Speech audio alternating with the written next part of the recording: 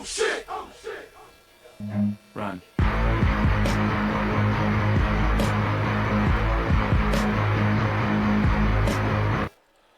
That's right, folks. Run. We are back with another problem with that. Today's problem with that is going to be this No Kings protest. You've probably seen it. People in the streets holding signs, chanting, No Kings. And on the surface, it sounds powerful, right? Sounds patriotic, revolutionary, even. Because America doesn't do kings. We fought a whole war over that. But the problem with that is we not actually fighting a king. We're arguing over a system we already agreed on. See, when people shout no kings, what they're really saying is, I don't trust power when it's not in my hands. And that's fair. Skepticism of power is American. It's baked into our DNA of this country.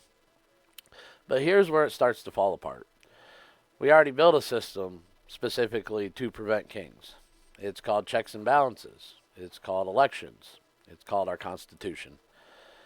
So when you start calling elected officials kings, you're not criticizing power. You're redefining it. And that's dangerous because words matter. If everything you don't like becomes tyranny, then nothing actually is. If every president is a king, then what do we call a real dictator? Because there are places in this world right now where people don't protest no kings. Because they can't.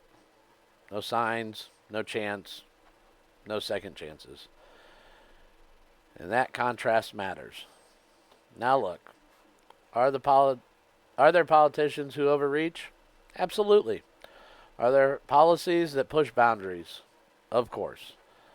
But that's not a monarchy problem. That's a disagreement problem. And we've got tools for that. You vote. You debate. You organize. You persuade. That's how a republic works. But when you jump straight to king, you skip all that.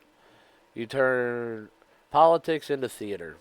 You turn disagreement into oppression. And you turn your opponent into something they're not. So you don't have to actually engage with them. And here's the bigger issue. When both sides start doing it, when everyone's calling everyone else a tyrant, eventually someone decides, if we're already living under a king, then why not act like it? That's how you erode the very system you're claiming to defend. Not by crowns and thrones, but by exaggeration, by outrage, by refusing to see the difference between the power you dislike and power you can't escape. Because they are not the same thing.